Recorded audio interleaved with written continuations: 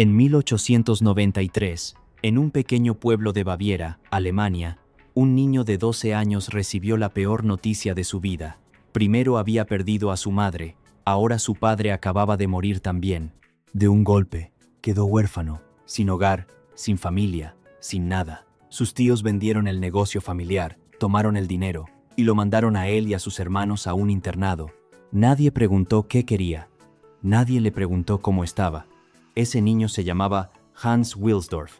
Y décadas después, ese huérfano al que nadie consultó, construiría la marca de relojes más reconocida del planeta. Esto es Rolex. Y esta es su historia. La historia comienza el 22 de marzo de 1881 en Kulmbach, Baviera. Hans nació en una familia de posaderos de clase media, el segundo de 3 hijos. Su infancia parecía estable, hasta que no lo fue más. Su madre murió cuando él era pequeño. Su padre la siguió poco después. A los 12 años, Hans era huérfano. Sus tíos, que administraban la herencia familiar, pusieron el dinero en un fideicomiso al que Hans no podría acceder hasta ser adulto. Lo enviaron a él y a sus hermanos a un prestigioso internado en Coburgo, Baviera, y se desentendieron. En el internado, Hans era un forastero. Los otros niños se burlaban de él por su origen y por su religión. Pasó años sintiéndose invisible, pero en lugar de hundirse, hizo lo que haría el resto de su vida. Se enfocó. Se volvió un estudiante brillante, especialmente en matemáticas y en idiomas. Aprendió inglés, aprendió francés. Y mientras estudiaba, escuchó algo que le cambió el rumbo. Un compañero suizo le contaba historias de su ciudad natal, la Chaux-de-Fonds, una ciudad en Suiza mundialmente famosa por su industria relojera. Hans no lo olvidaría.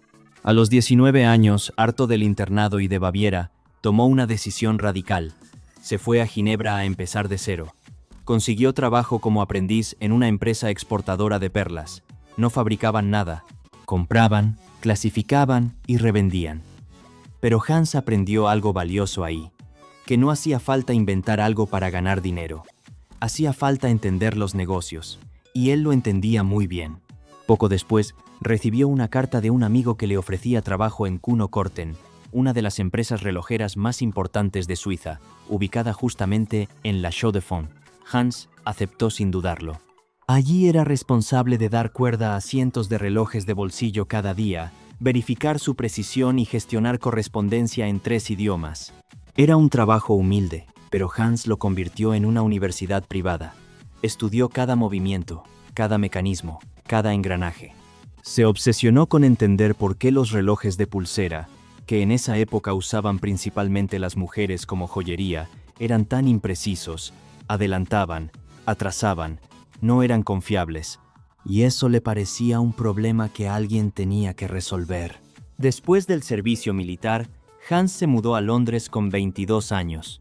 Allí trabajó en otra empresa de relojes, subió de rango, aumentó las ventas del negocio y conoció a Florence Crotty, quien se convertiría en su esposa.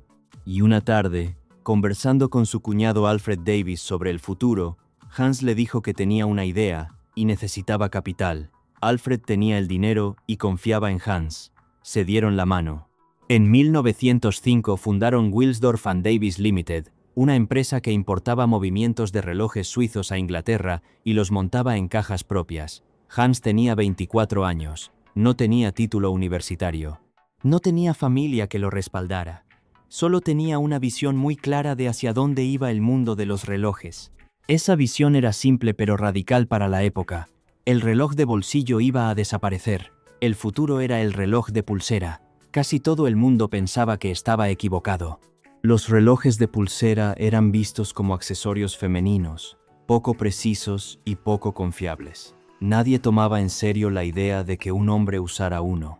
Hans no solo creía que eso cambiaría, estaba dispuesto a apostarlo todo para lograrlo. Pasó los siguientes años viajando por Europa, reuniéndose con relojeros, estudiando cada detalle técnico que hacía imprecisos a los relojes de pulsera. Lanzó modelos uno tras otro, mejorando con cada iteración. Para 1908, la empresa ya era una de las más grandes del sector en Inglaterra. Y ese mismo año, Una mañana mientras viajaba en un ómnibus de caballos por las calles de Londres, el nombre le llegó de repente. Rolex. 5 letras. Igual en todos los idiomas. Lo registró ese mismo año. Pero la Primera Guerra Mundial cambió todo. El gobierno británico impuso un impuesto del 33% a las importaciones. Y peor aún, el sentimiento anti-alemanidad se disparó en toda Inglaterra. Hans Wilsdorf era alemán.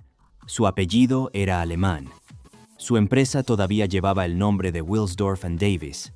Fue perdiendo clientes, perdiendo credibilidad. En 1915, tomó la decisión de renombrar oficialmente la empresa como Rolex Watch Co., Ltd., y trasladó la sede a Ginebra. Una jugada defensiva que resultó ser la mejor decisión de su vida. Desde Ginebra, Hans se obsesionó con el problema técnico que más le quitaba el sueño. Los movimientos internos de los relojes de pulsera eran vulnerables al polvo, al sudor, al agua y a los golpes. Mientras eso fuera así, nunca serían completamente confiables. Trabajó durante años en una solución, y en 1926 la encontró, el Rolex Oyster.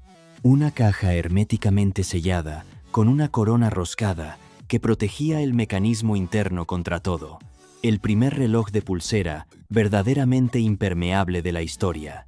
Pero Hans sabía que decir que un reloj era impermeable no bastaba. Había que demostrarlo. Y entonces ocurrió algo que no podría haber planeado mejor.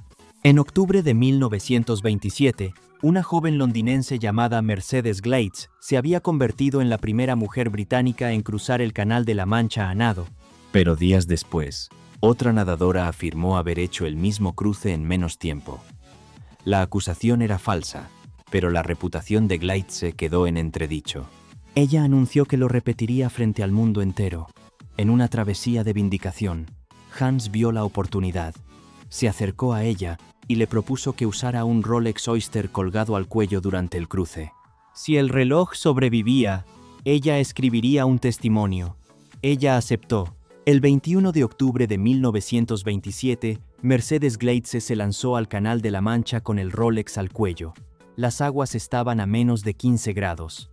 Nadó durante más de 10 horas antes de tener que abandonar por el frío extremo.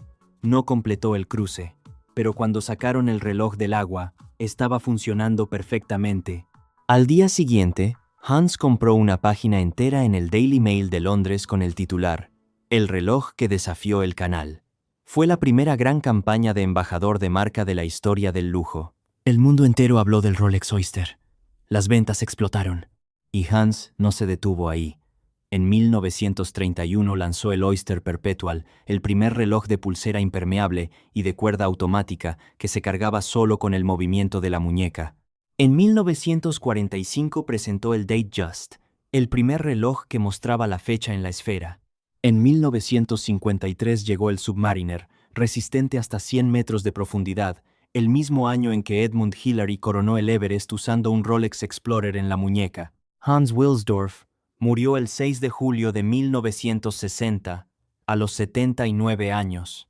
Antes de morir, transfirió el 100% de las acciones de Rolex a la Fundación Hans Wilsdorf, una organización benéfica que hasta hoy controla la empresa. Rolex nunca ha cotizado en bolsa.